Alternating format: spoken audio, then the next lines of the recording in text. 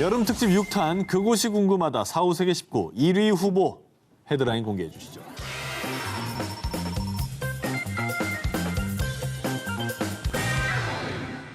이스라엘과 시리아의 국경에 위치한 영토 분쟁 지역 골란고원.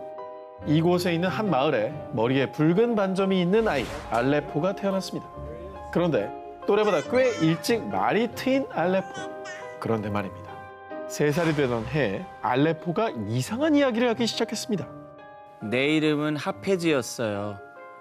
엄마 무서워요. 그 남자가 나를 죽였어요. 그 나이 애들이 저렇게 일반적이지 않은 얘기를 막 하기에는 그 내용 자체가 이상하잖아. 네, 좀 죽이다라는 특이하죠. 표현 자체가 좀 드라마 보고 따라하는 걸 수도 있잖아요. 자, 그럼 뭐 그런 생각이 들 수도 있는데요. 네. 처음엔 알레포의 부모 역시 아이가 그저 뭐 어디 이야기를 뭐 지어낸 얘기라고 생각을 했는데요. 그럼 그러나 날이 갈수록 알레포의 얘기는 더 구체적이고 내용도 끔찍했습니다. 그래서 결국 부모는 알레포가 계속 얘기를 했던 마을을 함께 찾아갔는데요. 마을에서 한 노인을 만나게 된 부모, 그리고 그 노인에게 아이 얘기를 했죠. 그런데 그때 하페즈? 하페즈는 4년 전에 실종된 우리 마을 청년인데. 진짜? 정말 놀랍게도 4년 전 이 마을에서 하페즈라는 청년이 일을 하러 나갔다 돌아오지 않았다라는 겁니다. 근데 4년 전이면 그 아이가 뱃속에 있었던 시기까지 합치면 대충 맞는 거예요. 만 3살이라고 제가 했죠. 딱 맞는 거예요. 맞네. 한생이네. 그리고 갑자기 인적이 드문 곳으로 향한 알레포. 부모님과 마을 노인은 앞서가던 아이를 뒤따라갔는데요. 그런데 갑자기 멈춰선 아이는 어느 한 곳을 가리켰습니다. 뭔데? 왜? 자, 그곳은 특별한 게 없는 그냥 맨 땅이었는데요. 그런데 이상한 기분이 든 노인은 알레포가 가리킨 곳에 땅을 파기 시작했습니다. 그런데 그때 땅 속에서 발견된 백골. 어머. 그냥 가리켰는데 100골 나왔을 때 얼마나 놀랐을까? 그러니까 이것도 놀라운데 놀라운 일은 이게 다가 아니었습니다. 아, 또 뭔데? 급기야 아흐메드가 흉기로 제 머리를 내리친 뒤 여기에 묻었어요. 그러면 여기서 진짜 만약에 마을에 아흐메드라는 사람이 진짜 있으면 후덜덜이죠. 이거 진짜 무서운 일인데? 후덜덜이죠. 어땠을까요? 아흐메드라는 청년이 마을에 실제로 있었다고. 알레포가 백골의 위치뿐만 아니라 흉기를 벌인 장소, 하페즈를 죽인 범인의 이름까지 정확하게 집어내자 결국 아흐메드는 자신의 범행을 시인. 어머. 이후 경찰에 체포됐다. 와, 경찰도 밝혀내기 힘든 이거를 본인의 기억으로. 그리고 또 하나, 어. 처음에 제가 말씀을 드렸었죠. 뭐죠? 알레포가 태어날 때부터 있었던 붉은 반점. 왜 반점이나? 피?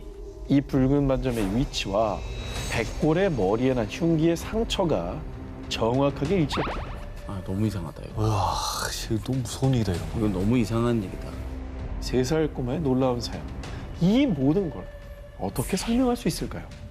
환생이 아니라면 말이죠. 여름 특집 6탄 그곳이 궁금하다 4후 세계 19. 저 정기자의 1위 후보를 공개합니다. 2002년 홍콩. 평범한 주부였던 아니타는 갑작스레 림프종 진단을 받은 뒤 힘겨운 투병 생활을 이어갔습니다. 하지만 병은 나아질 기미를 보이지 않았죠. 그렇게 4년의 시간이 지났을 무렵. 시간이 얼마 남지 않은 것 같습니다.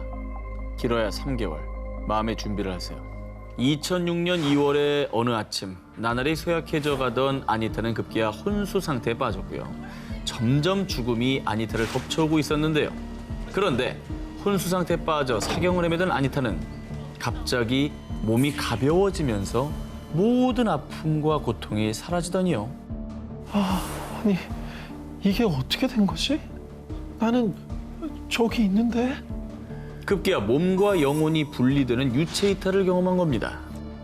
그러더니 놀랍게도 아니타의 눈에 의료진들이 응급처치를 위해 분주히 움직이는 모습이 선명하게 보였습니다. 와. 그런데 그때 아니타의 눈에 들어온 한 남자. 그는 바로 10년 전에 돌아가신 아니타의 아버지였습니다. 아버지, 여기 계셨던 거군요. 사랑하는 나의 딸 아니타. 나는 늘 이곳에서 가족들을 지켜보고 있었단다. 오랜 투병 생활에 지칠 대로 지쳤던 아니타는 아버지를 만나자 형용할 수 없는 안도감이 밀려오며 따뜻함과 평안함을 느꼈는데요. 그런데 그때 어디선가 의사가 사망 선고를 내리는 음성이 들려왔습니다. 사망하셨습니다. 아니타, 너는 아직 이곳에 올 때가 아니야. 하지만 여기 남을지 네 몸으로 다시 돌아갈지는 네가 선택할 몫이란다. 아버지의 말을 들은 아니타는 왠지 다시 깨어나면 더 이상 암으로 인해 고통받지 않을 거라는 묘한 확신이 들었다고 합니다. 와, 그런데 그 생각이 끝나자마자 곧바로 눈이 떠진 아니타. 진짜? 아니 사망 선고 들었다 했잖아. 그렇죠. 자, 그런데 정말 놀라운 것은 지금부터입니다. 뭐예요? 아까 아니타가 암이 사라질 것 같은 확신이 들었다고 했죠. 에? 실제로요. 그 기적 같은 일이 일어났습니다.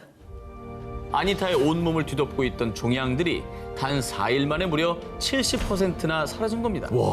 게다가 5주 정도가 지나자 아니타의 몸에서 아예 암세포가 흔적도 없이 사라졌다고 합니다. 아니 암 때문에 거의 혼수 상태까지 가고 사망 선고 받으신 분이잖아요. 그렇죠. 이거 뭐 말기를 지나서 아예 그냥 끝난 겁니다, 이게 사실은. 어떻게 가능한 일일까? 예. 이게 야, 너무... 이건 의학적으로 볼 때는 정말 말도 안 되는 얘긴데. 야 진짜 이게 아버지가 뭔가 마지막으로 딸에게 선물 주신 건가? 이거 진짜 기적이네.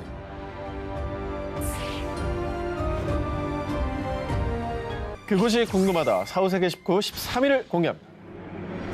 천국에 다녀온 소년. 2003년 미국, 천국에서 누나를 만나고 돌아온 한 소년이 있습니다. 엄마, 나한테 누나가 또 있어요. 누나는 지금도 있잖아. 아니요, 누나는 한 명 더 있었어요.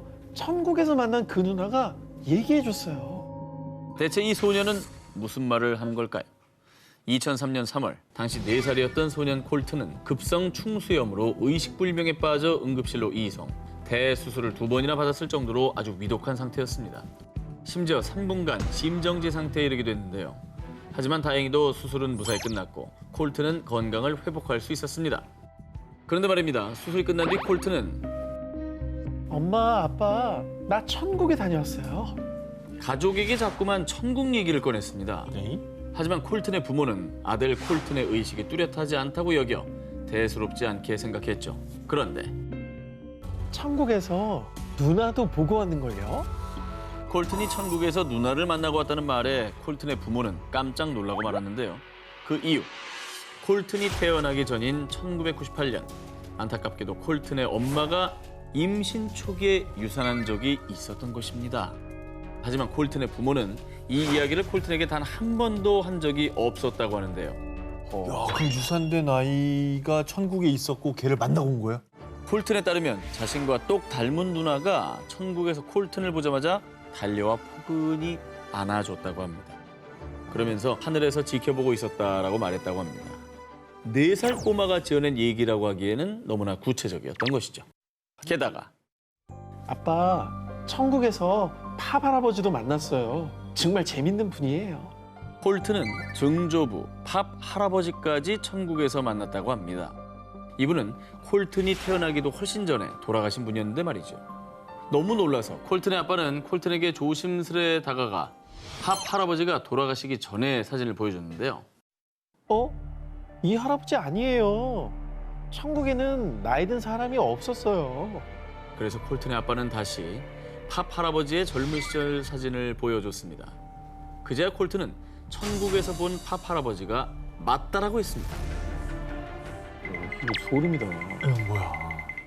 자, 이후에 천국에서 죽은 가족들이 만난 소년, 콜튼의 천국 경험담은 대대적으로 이슈가 돼서요. 2010년 Heaven is for Real이라는 책으로 발행돼 미국에서 무려 175주간 베스트셀러에 올랐습니다. 그리고 2014년에는 영화로까지 개봉돼 전미 박스오피스 1위를 기록하기도 했다고 합니다. 그것이 궁금하다. 사후세계 19 6위를 공개합니다. 환생의 징표로 남긴 것. 2018년 12월 중국 텐진. 유난히 춥던 겨울날 왕씨 부부는 슬픔에 겨워 눈물을 주체하지 못했습니다. 부디 다음 생에선 아프지 말고 건강하게 지내려. 그렇게 11살 레노는 가족의 품에 안겨 눈을 감았습니다. 자식을 또 먼저 떠나보내는 모양이군요. 네, 뭐 아까 기사에 이어서 또 슬픈 얘기네요. 사실 레노는 왕 씨 부부가 가족처럼 여기던 반려견이었습니다. 아하. 아이고. 그렇게 사랑하는 반려견 레노를 떠나보낸 뒤 슬픔에 잠긴 왕 씨의 아내는 통 입맛도 없고 몸이 좋지 않아 병원을 찾았는데요. 그런데 임신 축하드려요.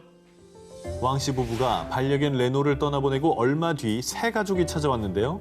그리고 이듬해 왕 씨 부부는 사랑스러운 아들 투안투안을 출산했죠.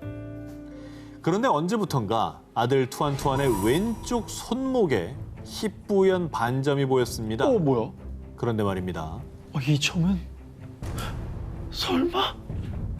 왕 씨 부부는 깜짝 놀라더니 급기야 자리에 주저앉으며 오열까지 했습니다. 아, 왜? 아니 그 레노도 있었나? 설마? 그렇습니다. 하늘나라로 떠나기 전 반려견 레노는 갑자기 털이 빠질 정도로 유독 왼쪽 다리를 계속 핥았고요. 어머머머머. 그래서 왼쪽 다리에 흉터가 생겼었는데요. 뭐야? 그런데 반려견 레노의 왼쪽 다리에 있던 흉터와 너무나 흡사하게 생긴 반점이 아들 투안투안의 왼쪽 손목에서 발견된 거죠. 너무 비슷한 위치인데? 야, 이건 소름이다. 그런 걸 수도 있겠다. 자기 알아보라고 일부러 긁어서 상처를 낸 걸 수도 있겠다. 이거 아니면 못 알아보잖아요. 그렇죠. 아들 투안투안의 손목에서 발견된 반점. 반려견 레노가 자신을 꼭 알아봐달라는 징표로 남긴 건 아니었을까요? 그곳이 궁금하다. 4, 5, 세계 19, 5위를 공개합니다. 5위는 오! 그렇지. 2006년 스코틀랜드 바라섬. 이 섬을 찾은 6살 소년 캐머런 맥컬리는 드디어 내가 돌아왔다! 라며 기뻐했는데요. 자, 이 소년 캐머런과 하얀 집에 얽힌 비밀. 2000년 스코틀랜드 글래스고에 태어난 캐머런. 그런데 캐머런은 말을 하기 시작한 2살 때부터 알 수 없는 말을 하기 시작했는데요. 내가 전에 살았던 곳은 바라섬의 하얀 집이야. 거기서 엄마, 아빠, 형, 누나, 강아지랑 살았어. 캐머런은 엄마가 한 번도 말하거나 알려준 적도 없는 바라섬에 대한 이야기를 했습니다. 참고로 바라섬은 캐머런이 사는 곳에서 무려 257km 이상 멀리 떨어진 곳이었고요. 유명 관광지도 아닌 전초 기지였습니다. 와우. 그리고 캐머런은 흑백 점박이 무늬의 강아지를 키웠고 아빠의 이름은 쉐인 로버트슨. 그리고 교통사고로 사망했다고 말했는데요. 이렇게 아주 구체적인 이야기를 하는 아들을 보고요. 엄마는 처음엔 그냥 하는 말이라고 생각했다고 합니다. 그랬겠지. 그런데 바라섬에 있다는 하얀 집의 화장실 수, 또 침실 창문에서 해변의 비행기가 착륙하는 게 보인다라는 등 정말 살지 않고는 절대 알 수 없는 집 구조를 정확하게 설명했고요. 그 뒤로 계속 전생에 살았던 바라섬에 데려다 달라고 울고 불며 고집을 피웠다고 합니다. 뭐야. 근데 이게 몇 날 며칠 계속되니까 엄마는 심리학자, 또 아동교육학자 등 여러 전문가들에게 상담을 받았습니다. 그런데 놀랍게도 캐머런은 TV 같은 걸 보고 말하는 게 아니라 정말 본인이 아는 사실을 말하는 것 같습니다. 그래서 결국 엄마는 아들 캐머런과 아동의 환생을 연구하는 심리학자 짐 터커 박사와 함께 바라섬으로 향했는데요. 그런데 바라섬의 한 역사가의 말에 따르면 캐머런이 말한 로버트슨 일가가 하얀 집에 살았다는 기록이 있었던 거죠. 어머. 이거 뭐 정말 소름 아니겠습니까? 그리고 이 사실을 확인한 엄마 짐 박사는 캐머런을 데리고 하얀 집을 방문했는데요. 자, 지금부터가 정말로 충격입니다. 난 벌써 충격인데. 정말 캐머런의 말대로 화장실이 3개가 있었으며 어. 침실에서 비행기가 착륙하는 모습이 보였고요. 정원엔 캐머런이 종종 얘기했던 비밀 통로까지 존재했다고 합니다. 저거는 빼박이다. 비밀 통로는 알기 힘들죠. 직접 살아보지 않았습니다. 그렇죠. 가족들을 그리워하는 전생의 기억이 다시 그를 환생하게 만든 건 아닐까요?